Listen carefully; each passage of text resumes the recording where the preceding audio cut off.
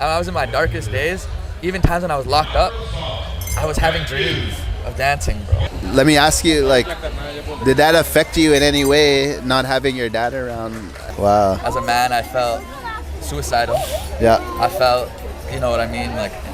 We're here in Winnipeg, Canada's largest powwow, and I'm here chilling with my brother, Tony Tusick. Double shacked. So me just mad that I made it down a different road. Like that don't mean that I ain't been through hell. Like just to see I seen too many ups and downs. All right, I'm here kicking it with the bro Tony Tusick to Tusis. How you doing today? Doing good, bro. Nice to see you, man. Always nice to see you. Right on, man. You know, so what I'm doing is I want to bring spotlight to a lot of the dancers that are out in the powwow world that are doing things, because there's a lot of times where like people who've never been to a powwow before, they come and they might see you and they might not even know like who you are and like what you've done, you know, your background or anything. Even like a world champion could walk by and they wouldn't know, you know what I mean, if you're not a part of the powwow world. So in my audience, I want to introduce people to these cool people that are doing things, but let's start from the beginning. You know, like what is your origin story? Where do you come from? How did you grow up? Let's get into that first before we get into what you're doing now. Yeah, so I'm from Palmaker Cree Nation, Saskatchewan. I was born and raised in Edmonton. Spent a lot of time in Thunderchild as a kid. My uncle got married into Thunderchild, so I spent a lot of time out there as a kid, and and then I moved out to Calgary for a bit. Man, I've lived all over, really. Yeah. Like now I'm based out in Edmonton again. Yeah. Brought closer to home. Okay, that was pretty quick. Yeah. Like, did you grow up with your parents, your mom and dad? Yeah, so I grew up with my mom. Okay. I never really knew who my dad was. Okay, that's how we can relate to it. My dad left when I was 4 years old, and like, poof, like literally disappeared. Like, hey, hey son, how's it going? How you doing? Yeah, it's crazy. Like growing up with a single mom. Yeah.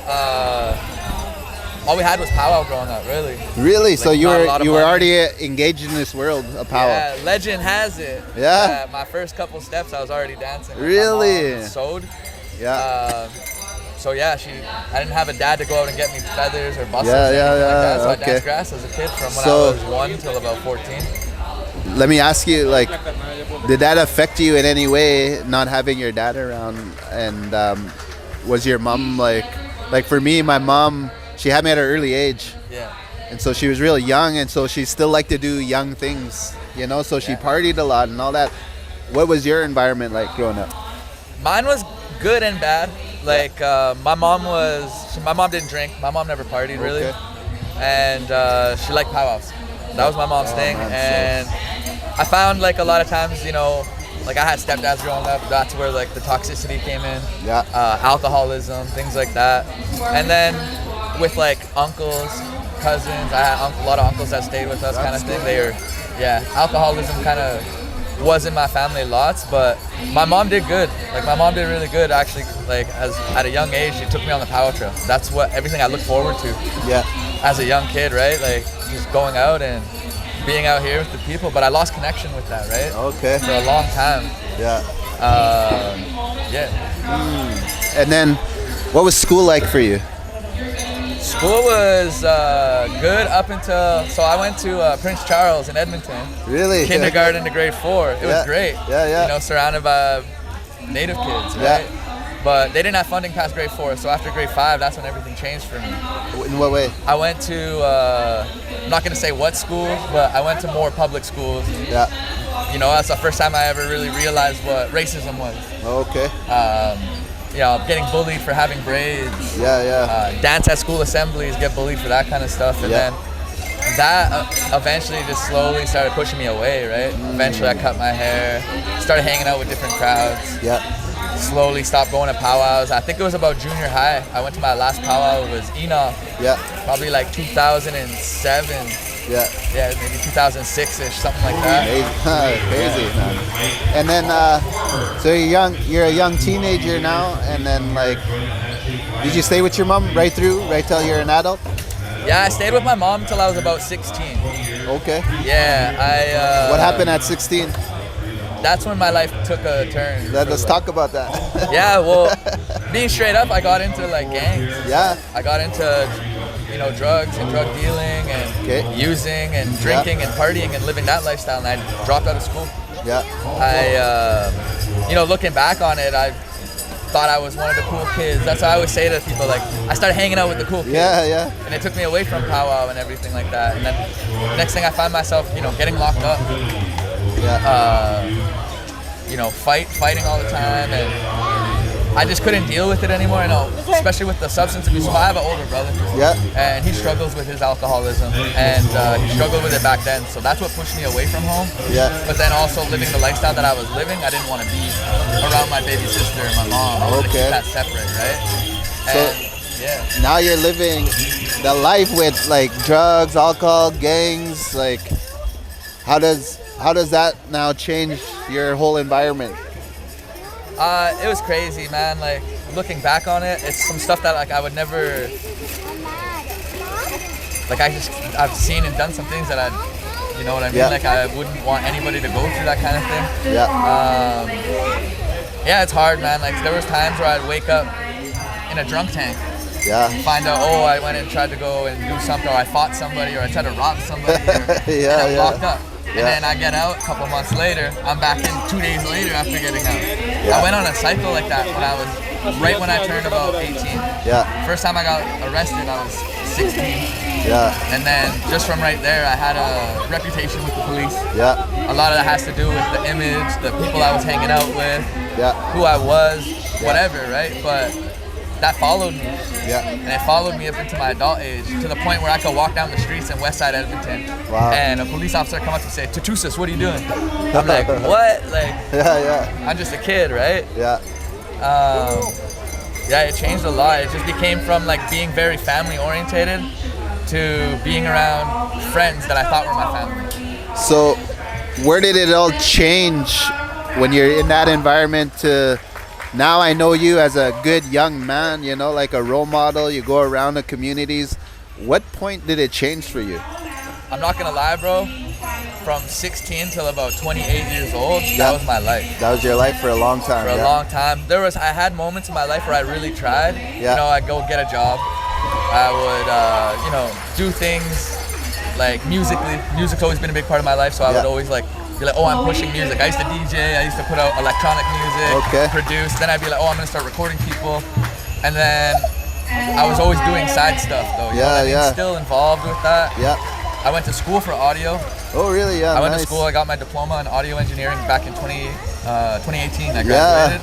Heck yeah. And from there, I was recording rappers. Yeah. Same lifestyle that I was living though. Right? Still being around that stuff. And COVID hit.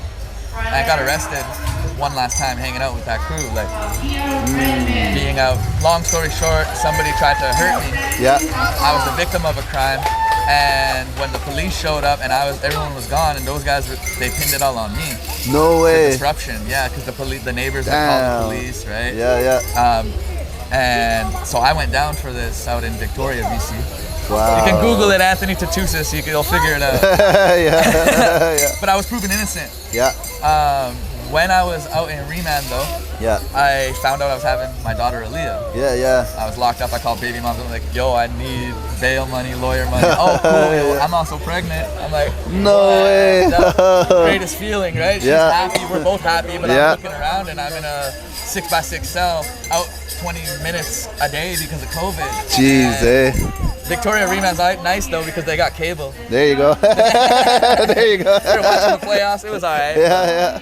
Yeah, at that moment I realized I needed to change my life. Okay. Because I never had a dad. Yeah. And the thought of being locked up while my daughter's out there, and I knew I was gonna get out on bail. I knew I was gonna be okay. Yeah. Be there for the birth, but I knew I had to go through the legal process, which takes years. Yeah. 2 years. Yeah. Minimum usually sometimes, right? Wow. So thinking that I was gonna have a kid and I could potentially do up to 3 years in jail and not get to be there for my kid was like, I can't be like my father. Yeah. And so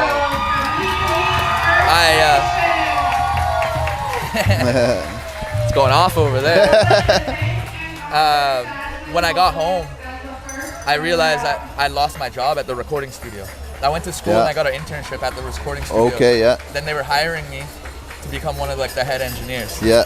and run my own business. They were gonna take me into their corporate office. Yeah. And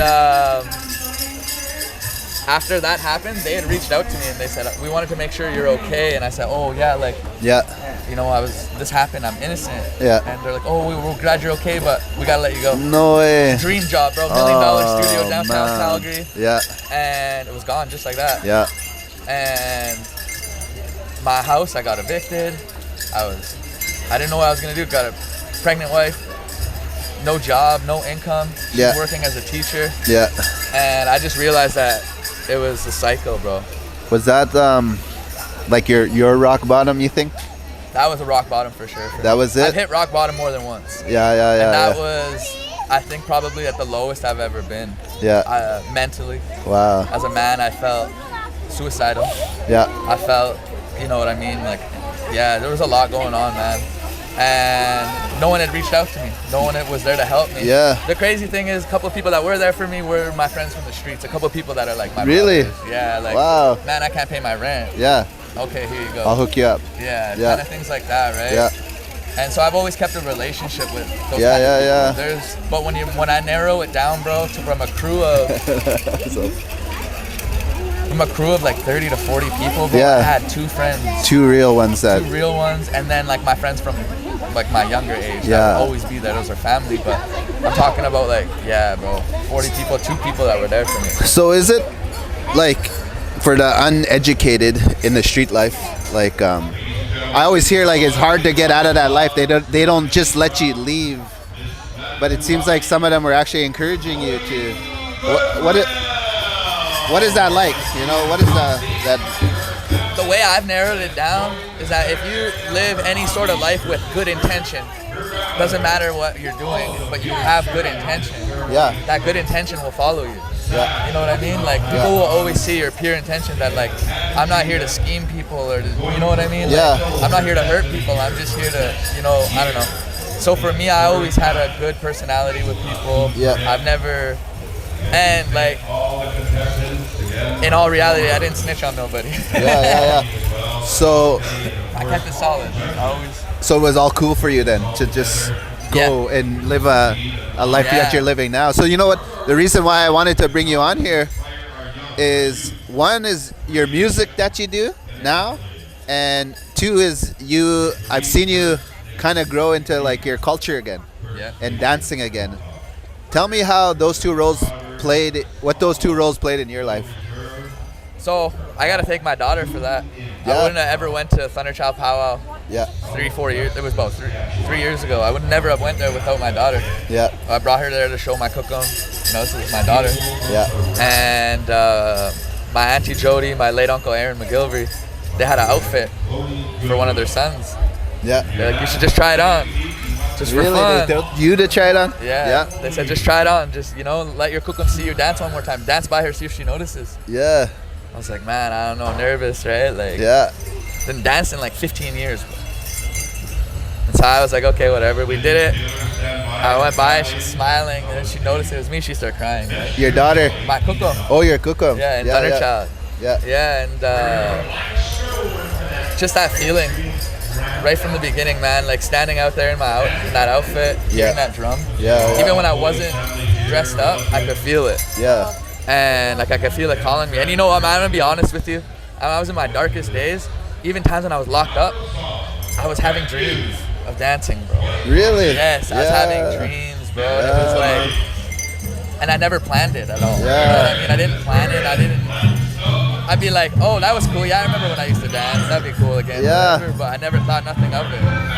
So how did it feel when you put on that outfit and you went out there and danced? I felt good, man. I felt the best I ever felt in years. Frick, being, man. Like, closer to my family, seeing all of my family there. That for years when I was running in the streets, I was never there. 15 years I didn't see my cousins grow up. I didn't get to see my aunties, and I didn't get to be there to help them and protect them through these things. Trauma in their life that I could have been there to help prevent or, you know, and it felt like I needed to be there. It felt like home. Wow. Yeah, it was. What's the story then as well about the music? How did that start? I've always done music. Yeah. Yeah, I started playing guitar back in 2001 or something like that, at a very young age. Like I was born in '92, so I was probably like 8, Yeah. 9. Started playing guitar, writing music, having fun with it, and always rapped. I always had a passion for rap music. Yeah. I played piano, Yeah. and I played drums too. So yeah, it all kind of just, it's always been a thing, man. Like if I'm not rapping right now, if I wasn't rapping, I'd be playing country music. Really? I swear to God, bro. Yeah, yeah, I'd be yeah. playing country music or folk music. Yeah. I used to go down to White Ave when I was a teenager. Yeah. Even in some dark days, bro, I'd be hustling and being out in the streets. Yeah. I just wanted some mental leeway. Yeah. I would go out with my friends and play guitar on the corner. Heck put my yeah, case man. down and take coins from people just for fun.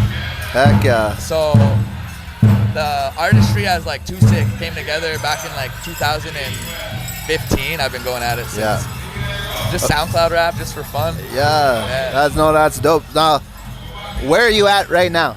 Like, tell us a little bit about what you've accomplished now, and like what you're doing currently, and your plan that you told me that you wanted to do with your special as well. So. Yeah. So right now I've come into a point in my life where like I love powwow so much, bro. Yeah. I really do. Like I would give up everything just to go and dance. Heck yeah, man. I don't care about the music and stuff like that as much as I do. Like I do. Yeah. It's what feeds my family. Yeah. You know, it takes me places, and I need music. Yeah. It's always gonna be there for me. Yeah. But I've passed up a lot of opportunities just to come and dance. Just to come powwow.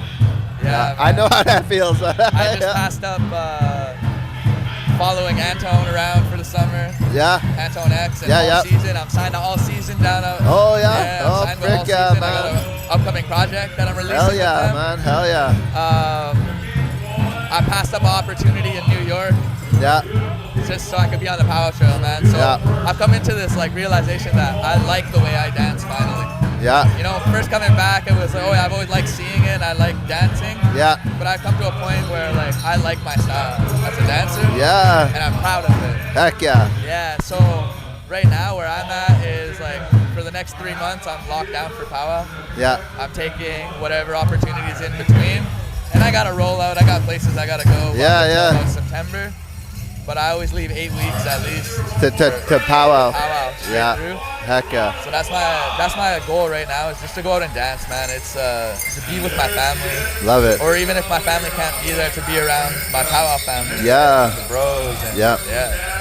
So we're gonna feature Tony. He's gonna come right up here, and you're gonna see him dance. Oh. But what message do you have to those young men who are currently living that life on the streets, in gangs, but they do want to be in culture, they do want to live a better life? What advice would you want to give them? I would say first off, like, don't be scared to sit at a drum, or don't be scared to want to dance. Yeah. Because we all do. Everybody does, right? Yeah. I haven't talked to a single gang member now that isn't proud of what I do. Yeah. And I can see it that they want that too. They would love to do that. Yeah, yeah. So don't be scared to ask people for help. Heck To ask yeah. people in the community, like, hey, where do I begin? Yeah. You got an extra something? Can I try your outfit on? Yeah, Like, yeah. just don't be scared to go to a round dance. Yeah. Enjoy it. To distance yourself from that kind of stuff, Yeah. it's hard, especially the environment that you're given, but ceremony helps, man. Like, Ceremony, it really does. yeah. Being able to go out and sweat and like just start with a sweat.